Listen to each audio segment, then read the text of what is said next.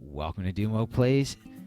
Today I want to talk about Splatoon 2 and the influx of new players we've been getting. It's most likely due to E3, Worlds, and, well, the incoming Final Fest. To those new players, I just want to say, welcome to the community. There's a ton of places to answer the questions that you more than likely have. Comment sections on YouTube videos are pretty good. I will do whatever I can if you ask anything in my comment section. There's also Reddit, which is quite a bit better. There's more people there. You can get more opinions. I specifically go to the Splatoon 2 subreddit. I hang out there every now and again and answer whatever I can and just kind of join the community there. And even better on top of that is Discord. There are a ton of Discord servers out there. You can get a more immediate answer. There's tons of people. And you can ask questions on those answers and get replies back quite a bit sooner. Mine is down in the description. Feel free to jump in there and ask whatever questions you have. The purpose of this video is just to kind of give some suggestions to new players on things you can focus on and some things you can kind of just ignore.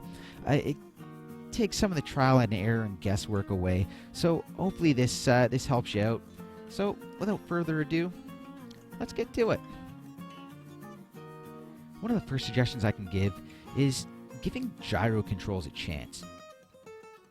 The motion control aiming is, in my opinion, a lot better than sticks. It has a steep learning curve and it takes time, but it is definitely worth the effort. You have more control over your speed, whether you want to go faster, slower. You can be more accurate with it. It's just a better way of doing it. That said, it is not needed. I do know sticks players that play very well in X rank. There are competitive players that play with sticks. It's just more of a rarity than the gyro controls. On gyro controls and learning them, a great place to do that, and a great place to learning the game and movement and mobility better in general is this single player campaign. There's a lot less stress involved. It's more your time. You can stop, you can do whatever, and I find it a better way to kind of learn the game when you really are starting out. On that topic, we also have the Octo expansion. It is amazing. It's more single player levels. It's done far better than the original single player story. It's more interesting. It's a lot more skills you can work on there, and it's a lot of fun. It's really well done. However, if you're looking for a competitive advantage, or you're trying to make sure that someone else doesn't have a competitive advantage, it doesn't exist from the Octo expansion. All it does is give you new skins for things. So it gives you the Octo shot, which is just a 10 attack splatter shot, which you get at level 4 anyway, so it's no big deal there. It gives you other pieces of gear, but they don't have any abilities or anything like that that is going to give you an advantage that you can't get elsewhere in the game. So it's just a new look. There's no real competitive advantage there. So that's one thing you don't have to worry about at all. Just get it if you enjoy the single player and you want more of that. So another suggestion is don't order gear from merch. You definitely can if you're looking for something very specific, but generally speaking, it just costs too much and is kind of inconsistent with actually getting the abilities on there that you want. For the cost, you're better off just going into the shops and buying stuff there, or even better yet is going to the Nintendo app, the Splatnet part of it. There's a bunch of gear you can order off there, and it changes every couple of hours. And ordering that is cheaper and gets you the gear early, and it gets you some good stuff without spending the crazy amounts that merch asks for. So go ahead and use that. On top of that, I would say, as far as like another suggestion, is actually get the app. There's a ton of information on there. It gives you more stats and more interesting things on there to look at and kind of immerse yourself in the game. And it can give you extra stats from previous games that you played. It's definitely worth having, and don't worry about trying to use voice chat over the app. No one really does. Everyone just basically uses Discord anyways. So with merch, you're able to actually put new abilities on the pieces of gear you have. It consumes one of your sea snails. You get your sea snails from the Splatfest, which are basically ending soon. Or you also get one every level beyond 30 that you get. So there are plenty there to have, especially if you play a bunch.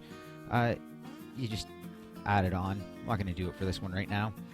The other thing that he allows you to do is scrub gear, which basically, for a cost, allows you to remove all of these sub-abilities on the gear. And you get those as chunks that you can actually use to put a new piece on. So if we want to... Oh, I don't want to do that. Not reroll, but usability chunks. There we go. It allows me to use ability chunks, and I can replace them for a cost, depending on how many it costs more. So the first instance of the ability on requires 10 chunks. The second one requires 20, and for a third one, it does require 30. Don't worry about getting gear that's pure or perfect, as some people call it.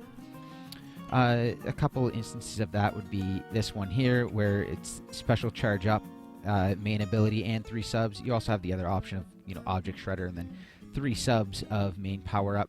A lot of these are more down to luck or just grinding out in salmon run than anything else. But I would not typically worry about getting those, especially starting out. Focus on your main abilities and go from there. To highlight what I mean by not focusing so much on pure, perfect gear, this is typically what I'll use for my L3 build. I do essentially have a pure of main power up on this, where I have 1 main, 1 sub here, and 2 subs there, which equates to a pure, but it's a lot cheaper, a lot quicker to get, and that's why I end up having a bunch of gear sets that are set up very similar to this. Speaking of gear abilities, when starting out, I would highly recommend something with quick respawn. Basically how it works is if you don't get a splat on someone before you get splatted, your time to respawn is sped up. It actually really helps out there. Like when you're beginning, you're not getting as many splats, and as you get more advanced, it actually is really good in ranked for adding pressure and when you're getting pressured. So it's an excellent option to be running. Some things that I would try to avoid is things like ink recovery up or ink saver main, ink saver sub. The ink savers, they have their uses. Ink saver main somewhat more on things like Brellas. Ink saver sub can be used on specific builds trying to get double bombs, but for the most part you want to try to avoid running them because they create bad habits. What I mean by that is, generally speaking, rather than having your gear do the work for you to manage your ink, you should be managing your own ink and not running out on your own. In taking those abilities off of your gear, it allows you to run things that'll do more for you, such as quick respawn, special saver, main power up, things like that. Another quick gear selection suggestion that I can make, if you're just starting out and you're still playing the Splattershot Junior, you still have your 3 main basic pieces. If you can buy one that happens to have some run speed on it, that's actually going to help speed up your inking. And then this set with these 3 mains are actually pretty good for you right off the bat. On top of collecting as much gear as you can and just sort of leveling up everything you can and having all the abilities on there that you can, get a whole bunch of different weapons and play as many different classes as you can. There are so many great ones in the game, and you really got to play around with all of them to find what works best for you. I personally play all sorts of different roles and all sorts of different weapons, and so switching back and forth to me just allows me to figure out other weapons and know their strengths and weaknesses that much better, because I actually do play them and I put in quite a bit of time with them. On top of that, don't worry about your level and that you don't have access to all the weapons yet. There are some really, really amazing weapons that you get all before level 10. At level 1, you have your Splatter Shot Junior. It covers a lot of turf. It's got a great special ability, a really good sub-ability in the bomb. And this thing is actually getting played competitively right now. So it's definitely not a bad weapon whatsoever, and it's a great one for players starting out. At level 2, you get access to the Splatter Shot. It's got Burst Bomb, which is absolutely phenomenal for using to get away from things, just to get extra kills, to speed up your kill time. It is a great weapon, and it might not be getting played competitively right now, but it's definitely up there as one of the most versatile and one of the best utility weapons in the game. It kills very fast, and it just has a great kit. At level 3, you get access to the Splat Charger. This is your sniper type weapon. Again, it's kind of one of those mainstays in competitive. Just because of the range and the backline potential. The bomb, which works so well with it, and of course Stingray, which is your special ability, a large laser that reaches the entire length of the map.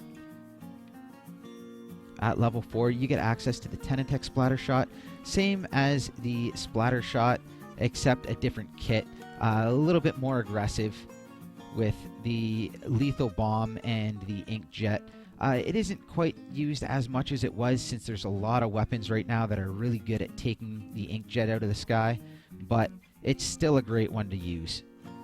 At level 6, you get access to the Kenta Splatter Shot. Again, same as the other two Splatter Shots. It's a wonderful, wonderful main weapon, which is why so many people keep using the different kits. Again, it's just a different kit with a different special, different sub. And this one is actually seeing a bunch of use competitively right now.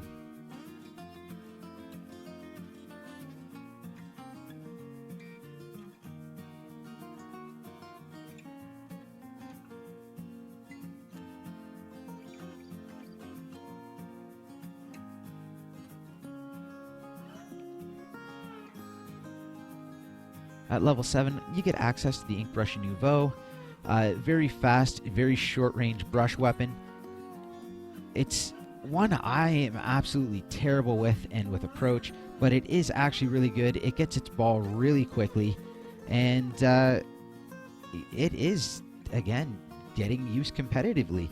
Another one of those weapons that just keeps getting use. At level 8, you get access to another backliner in the Heavy Splatling. It's a little bit easier to use than the Splat Charger. Covers a little bit more turf and is quite a bit more forgiving. This one, again, is another one of those mainstays you're going to keep seeing competitive. It's going to keep coming back, even if it's not quite as good as the Charger at certain times. It, again, has that Stingray, and it's just another wonderful backline weapon. So you are going to be seeing a whole bunch of that. And again, at level 8, we have the Slosher Deco, another mainstay in the competitive scene. It's just been there basically since it started. It has Sprinkler and Ball. It gets the baller pretty quick. It kills decently fast. It's great at hitting people that are above you. And it's one that's not going away. At level 9, we have the NZAP 85. It's a good kit. It's another one with Ink Armor, which is wonderful for helping your team. It paints fast. It has a decent kill time. And it's one of those weapons that is actually really good for new players. So give this one a try. Well worth your time. At level 9, we also have the Splatbrella. It turfs quick. It's one of the best 1v1 weapons in the game. And it has just a kit that works so well with it. It's one of the most deadly weapons there are in this game. So, again, it's just another great weapon that you're getting before level 10. And now at level 10, a couple standouts. One being the Carbon Roller Deco. This thing kills incredibly fast and is quite a scary weapon to be up against. And lastly, we have, again at level 10, the Splattershot Pro. Basically, Pro in this game just means longer range. So it's like your Splattershot Junior and your Splattershot, except it shoots a whole lot further. It's still a 3-hit kill, and you can actually speed that up to a near 2-hit kill and an often 2-hit kill with a ton of main power up. But this is another one of those weapons that it's going to be around. It's very serviceable, especially in ranked. You're probably going to enjoy the range of it. The kit works out fairly well with it. The rain cloud definitely helps speed up kills, and it just covers decent turf. So I would highly recommend buying all the weapons you can and trying out all the weapons you can. Now, to move on a little bit, if you go back here, we have Krusty Sean. He allows you to take food and drink tickets and apply them so you can use them in battle. If you press X, you get over to the drink tickets. This allows you to speed up experience points going towards your gear and the sub-abilities on your gear, and gives you a higher percentage of getting those abilities on your gear. I would avoid them for now, just while you're starting out, and just concentrate on getting your gear leveled out. However, your food tickets for extra money and experience, use those up. Go ahead and you want to kind of get to level 30 as fast as you can with as much money as you can, so you have access to all the weapons. And once you have access to all the weapons, you've bought everything, you've bought as much gear as possible, then you can start really looking towards building gear sets that you want. Another thing I'd like to show you guys is don't shoot the floor. This Splatoon is not about shooting the floor. Just watch. So this is me turfing, shooting at the floor. This is me turfing, shooting straight out. I can cover so much more ground and build my special so much faster by shooting out. Another thing you want to look at is don't worry about getting everything covered just perfectly. You don't need to worry about these little spots here. This works just fine, especially when all of this needs to be inked. That little bit doesn't matter compared to everything out here. Another common issue people have, especially newer players, is they run out of ink. Never let yourself run out of ink. Always have enough ink left to fight somebody when they pop out of the ink. That's one thing that happens a lot with rollers. They'll be rolling around, and they have this really nice ink coverage, but the problem is that they'll eventually run out of ink. And then if they get near the end, someone pops out and they need to fight them, they have no ink left to fight with. So always try to make sure that you have at least a little bit of ink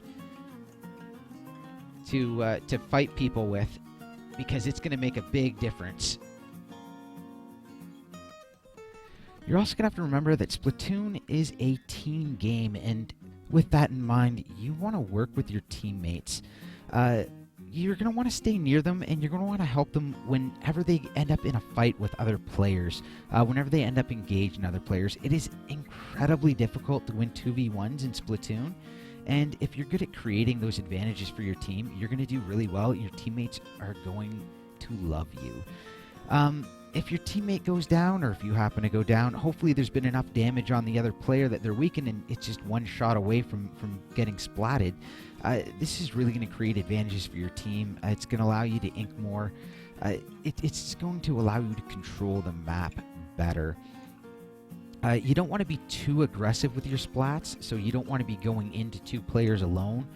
You don't generally want to go head-on 2v2 or 1v1. But if you can come at them from the side, surprise them, or if you can go 2v1 against them, that's the best way to do it. Even in Turf War, you are going to want to get splats. You need to control the map to win in any mode, and splats are just the best way of creating that control. Don't be too aggressive going for the splats, but you're still going to want to get them, even in Turf War. You need map control in order to win in any mode, and splats are the best way of creating that control. That said, you don't want to go head-on into 2 players. It's just not going to work out well for you. Even 1-on-1 or 2-on-2, you don't want to go head-first into it. You want to engage from the side if possible, or from behind them. It just makes things a little safer for you, and it's going to up the percentage of wins you get against other players. Also, players seem to forget about their special and their sub ability. The special, it pops up in the top right corner when it starts glowing when your special is ready. So try to use it, and try to use it when teammates use their special as well. You can see that all on screen. At the top, things light up when your teammates have their special. On the side of the screen, it will show when a teammate has used their special. So just try to keep that in mind, but overall, at least try to use it. A lot of players, especially starting out, seem to forget about it. The other one they seem to forget about is their sub-weapon, but that's kind of a little bit more understandable because players will throw their weapon and then they'll be fighting someone and then they'll run out of ink. But that comes down to what I was saying before about learning to manage your own ink levels. And part of that, unfortunately, is going to be a little bit more difficult for newer players, mainly because your accuracy isn't quite there yet. But it is very common, especially for something like a splat bomb, for high-end players to start an engagement with a splat bomb behind the enemy to push them towards you. One thing that ends up happening and why a lot of players end up stopping using their sub early on is because they'll throw the splat bomb and then they'll be shooting and they'll run out of ink and die. A lot of that comes down to your accuracy just isn't there yet. It will come in time, but you just need to practice it more and keep using that sub weapon. You're not doing anything wrong. You're just going to grow into it and get better. Something like a 10 attack splatter shot throws a splat bomb. It takes 3 shots to kill someone. If you're not getting them in 3 to 5 shots, you're probably going to be at risk of running out of ink. And it's just a matter of you need to get better at it. And it will come in time, so don't worry about that. Just keep using your sub weapon and try to remember that special weapon. Another suggestion I would have to make is enter ranked modes when you get a chance. You get access to them pretty early on, and I prefer the modes quite a bit better. There is actually a matchmaking system in there, and, well, there isn't really in Turf War. You're all just kind of thrown together. You're matched up by ping, so basically whoever's closest together ends up matched up quite often. If you are enjoying Turf War, there is no need to go headfirst into ranked mode. Just play the game and have fun, but if you're interested in going into ranked mode but you're worried about not being good enough, well, that's why we have ranks. You're going to start off obviously at the bottom, and if you're better, you're going to move up. If you're not, you're going to stay there till you get better. You do have a lot more chances to fight against other people, and I personally found I got a lot better just because I play rank. One suggestion I would make before going into rank is just learning the 4 modes and how you score points. You don't need anything other than that, but understand how you score the points in Splat Zones, Rainmaker, Tower Control, and Clan Blitz before you go in, and you're actually surprisingly enough going to be ahead of a fair number of players that are in there. And you'll get better and you'll go through the ranks quite quickly. And again, if you have any questions, feel free to ask.